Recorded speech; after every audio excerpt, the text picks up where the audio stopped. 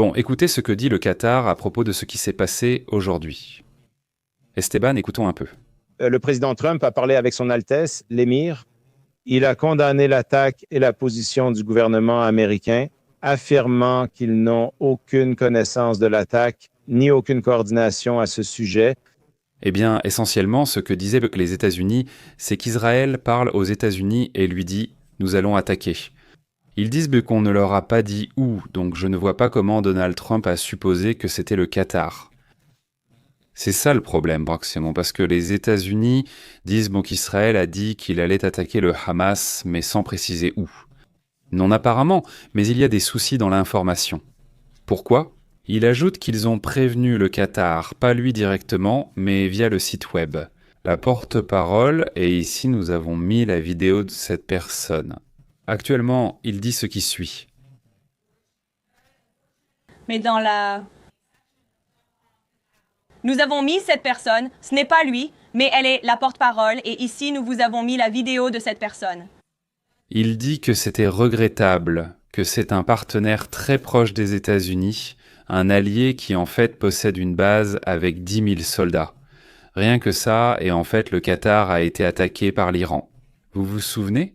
Cette base militaire a été attaquée au Qatar par l'Iran lors de la guerre. Sauf que cette fois-là, ce qu'on sait, c'est que l'Iran leur a parlé. « Écoutez, je vais vous attaquer entre telle et telle heure. Vous envoyez un missile pour que vous évacuiez. » Ils étaient donc parfaitement préparés. Il ne voulait pas escalader la situation, mais voulait montrer sa force à sa population.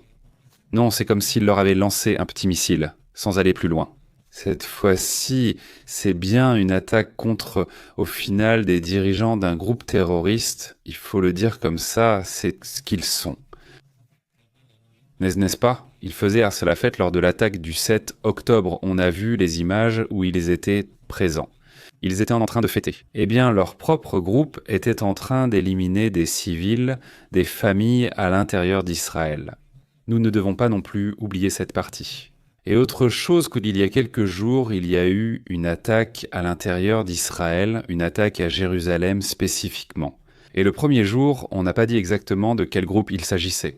Maintenant, on le sait parce qu'ils l'ont revendiqué eux-mêmes. On sait que c'était Hamas. Donc il était logique que s'il allait y avoir une opération contre Hamas, elle serait forte, parce que ça a toujours été comme ça et c'est toujours rapide, non ? Donc, un jour après l'attaque, c'est là que cette autre attaque surprise a eu lieu.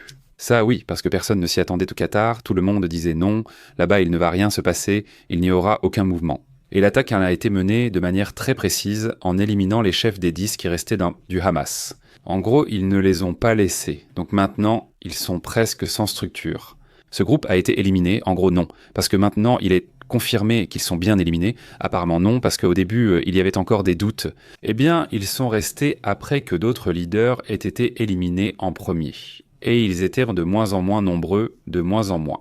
Jusqu'à maintenant, il ne reste pratiquement plus personne de ceux avec qui tout ce conflit a commencé. Un sujet qui attire l'attention, c'est ce que dit Qatar. Ils disent « personne ne nous a prévenus ». Eh bien, ils disent qu'on les a prévenus 10 minutes après que l'attaque ait eu lieu. D'après ce qui a fuité, il me semble que les États-Unis ignorent ce qui se passe. Je crois ne pas savoir non plus, selon ces fuites. Israël avait dit à l'armée américaine « Tu sais, je pense attaquer Hamas », mais ils n'ont pas donné l'emplacement. Ils n'ont pas donné les détails sur quand cela allait se passer, comment ou rien du tout. L'attaque a eu lieu le mardi. Et donc, ils doivent discerner par eux-mêmes, se dire d'accord, c'est l'attaque contre. Il n'a jamais été dit à San Diego que cela arriverait, ni que ce serait au Qatar. Donc, c'est pour ça que lorsqu'ils appellent au Qatar, c'était déjà 10 minutes après que l'attaque ait eu lieu. Non, donc ce n'est plus une annonce préalable. Et Léo ? Il est incroyable et je pense que... On voit bien que le reste, il ne savait pas, non, c'était Donald Trump, parce qu'il dit qu'il n'est pas content de ce qui s'est passé. S'il avait su ce qui allait arriver, il n'aurait pas fait ce commentaire, non, celui-là. La présidente des États-Unis n'est pas d'accord avec l'attaque de Tel Aviv contre le Qatar et elle a réitéré que le plus important est que les otages rentrent chez eux. Eh bien, curieusement, le Qatar a déclaré aujourd'hui qu'il continuerait à agir comme médiateur malgré l'attaque menée par Israël. Cependant, il se réserve le droit de répondre à Israël C'est-à-dire, voilà, malheureusement, c'est comme ça que ça s'est terminé. Non, oh non, non, il ne s'est rien passé, mais oui, enfin, je veux dire, il doit le faire, hein, il n'a pas à dire la vérité. Tout le aussi vient du Qatar. S'il s'est concentré sur quelque chose, c'est sur les affaires, et il est devenu un partenaire des États-Unis et de nombreux autres pays. C'est vrai qu'il existe des élites, certaines élites du Qatar, que l'on soupçonne de faire des dons ou de donner de l'argent à travers des soi-disant aides à des groupes radicaux, parmi lesquels jamais à d'autres groupes. Ce n'est pas tout le Qatar. Ce ne sont que des affaires. Là-bas, il y a certains Qataris qui sont très extrêmes et radicaux.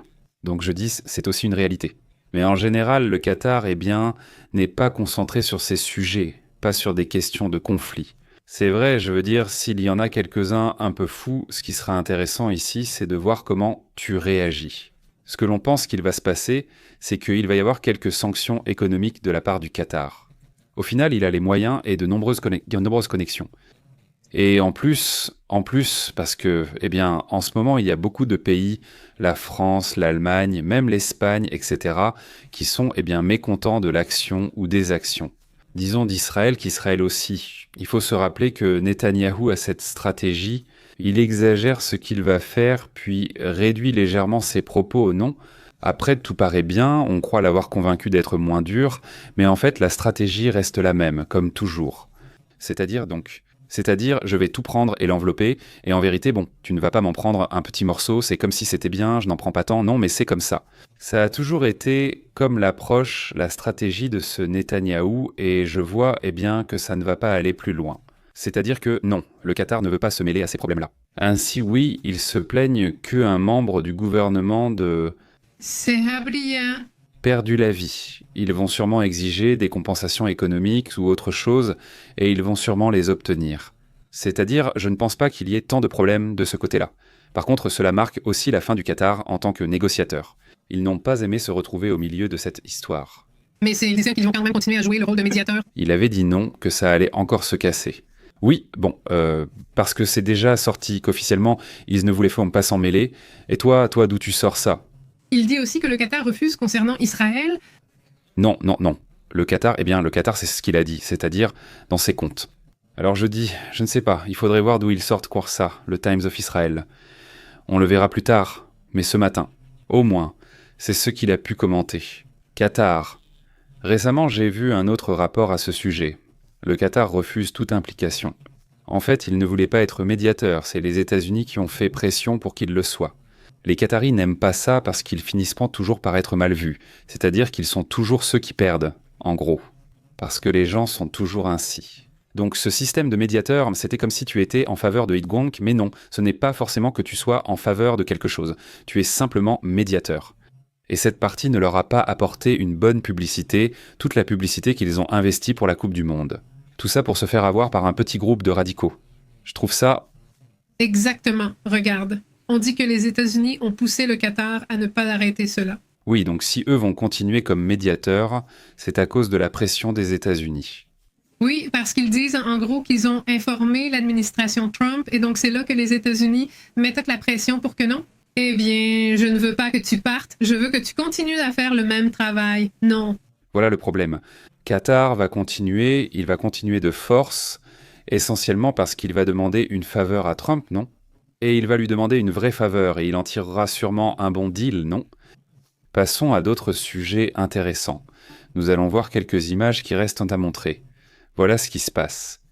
C'est l'annonce qu'ils ont faite en Pologne où il y avait l'alerte jaune parce qu'ils attendaient encore de voir si d'autres drones allaient arriver de Russie en Pologne.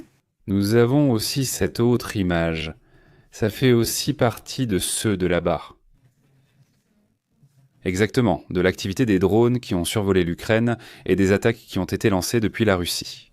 Oui, eh bien, et si tu fais défiler par là, on voit tous les drones qui sont partis vers la Pologne, ce sont... Beaucoup, et il y en a beaucoup. Regarde, ils ont tous traversé la frontière, ils ont traversé la frontière de l'Ukraine.